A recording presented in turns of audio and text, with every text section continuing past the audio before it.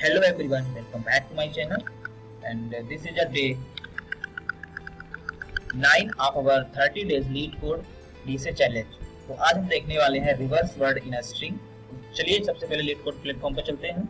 Reverse word in a string problem number 150 one medium mark का problem है, but ये बहुत ही आसान होने वाली, जब इसे समझेंगे तो बहुत ही इजी। इसका एक्सेप्टेंस रेट 55.7% है। ये किस टॉपिक से बिलोंग करती है, यानी कि टू पॉइंटर और स्ट्रिंग से बिलोंग करती है। बहुत ही आसान, तो आसान भाषा में समझते हैं। इस प्रॉब्लम में क्या होगा, हमें एक स्ट्रिंग दे रखी होगी जिसमें बहुत सारे स्पेस भी हो सकते हैं या कोई बीच में कैरेक्टर भी हो सकता है, और उस स्ट्रिंग को मुझे रिवर्स ऑर्डर में प्रिंट कराना है, यानी कि उस जो भी स्ट्रिंग होगी उसको रिवर्स ऑर्डर में रिटर्न करना। जैसे द स्काई इज ब्लू, क्या और रिटर्न करना है ब्लू इज स्काई दा। तो ऐसे ही हेलो वर्ड, तो क्या रिटर्न करना है वर्ड हेलो। जितना स्पेस है स्पेस उतना ही मेंटेन करके चलना होगा। स्पेस भी ना तो कम कर सकते हैं ना तो ज्यादा कर सकते हैं। अब हम देखते हैं reverse word in a string day 9।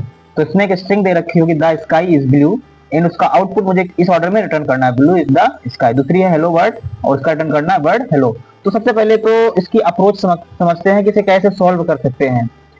Solve करना ये मीडियम मार्क प्रॉब्लम है जरूर, लेकिन इसका जब हम आपको अप्रोच बताएंगे तो बहुत ही इजी अप्रोच है। क्या करना होगा, इसमें लास्ट में पॉइंटर रखना होगा, यहाँ पे इस स्ट्रिंग को एक एरे में कन्वर्ट करना होगा। सबसे पहले तो स्ट्रिंग जो भी है इसे एरे में कन्वर्ट कर लेंगे। जितने भी एक्स्ट्रा स्पेस है उनको हम स्प्लिट कर देंगे। स्प्लिट मतलब होता है उन्हें हटा देंगे। जैसे एक एरे बना लेंगे हम स्ट्रिंग टाइप का, जिस टाइप का है उसी स्ट्रिंग टाइप का हम एक एरे बना लेंगे और उसमें क्या कर देंगे, हम स्प्लिट कर देंगे इसे। एस डॉट स्प्लिट कर देंगे। एस डॉट स्प्लिट कर दिया इस स्ट्रिंग को, यानी कि इसमें जितना भी एक्स्ट्रा स्पेस हुआ या कोई और कैरेक्टर है कुछ भी होगा तो रिमूव हो जाएगा। जैसे अब ये अगर स्ट्रिंग एरे में स्टोर होगी तो कुछ इस प्रकार से स्टोर होगी। जैसे ये हो गया दी स्काई,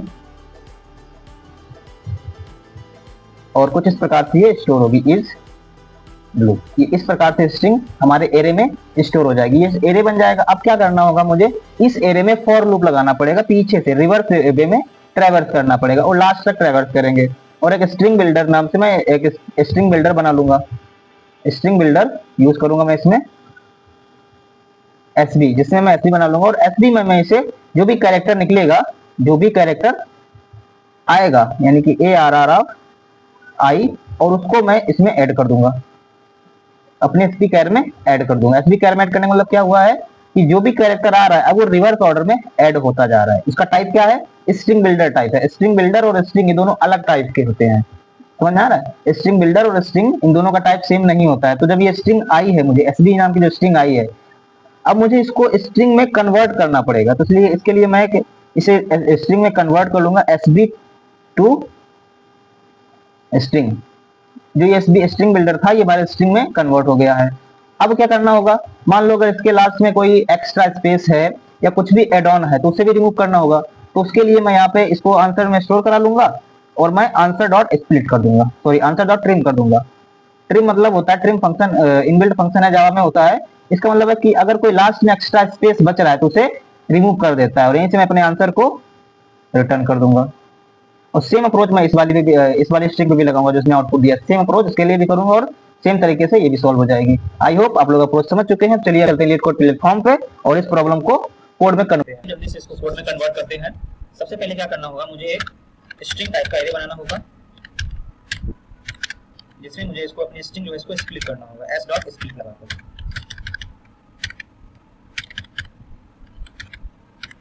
इसका मतलब है कि जितने वाइट स्पेस या एक्स्ट्रा स्पेस होगा वो सारे के सारे रिमूव हो जाएंगे।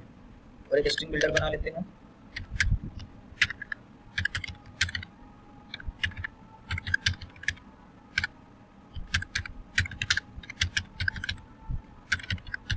ये एक स्ट्रिंग बिल्डर बन गया है। अब क्या करना होगा, जो एरे बना है इसकी मुझे एक लेंथ निकाल लेनी होगी n नाम के वेरिएबल में, एरे डॉट लेंथ फंक्शन लगाकर। अब मुझे इसके लास्ट इंडेक्स पे जाना होगा, इसलिए -1 करना होगा। रिवर्स फॉर लूप चला दूंगा इन i इक्वल टू n, जब तक i की वैल्यू हमारी 0 इक्वल नहीं हो जाती तब तक ये i को माइनस करते रहेंगे। और जो स्ट्रिंग बिल्डर बनाया हूँ उसमें एसबी में मैं अपेंड कर दूंगा अपने एरे ऑफ जो भी i इंडेक्स पे होगा उसे मैं इसमें अपेंड कर दूंगा।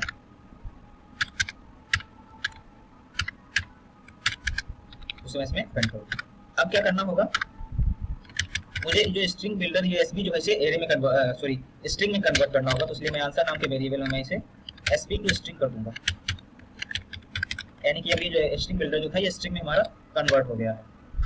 अब आंसर को मैं डायरेक्ट रिटर्न करने से पहले मैं इधर से ट्रिम कर लूंगा। ट्रिम फंक्शन जावा का इनबिल्ट फंक्शन है, इसमें क्या करना होता है, क्या करता है, अगर लास्ट में कोई भी एक्स्ट्रा स्पेस आ जाता है तो उसे रिमूव कर देता है। यहीं से मैं अपने आंसर को रिटर्न कर लूंगा। एक बार इसे रन करके देखते हैं, अगर कोई दिक्कत होगी तो देख लेंगे। तो ये कोड हमारा सक्सेसफुली रन हो रहा है। अब इस कोड को एक बार हम सबमिट करके देखते हैं। तो ये कोड हमारा सक्सेसफुली सबमिट भी हो चुका है। I hope you will be understand. Thanks for watching guys. Keep coding and keep growing.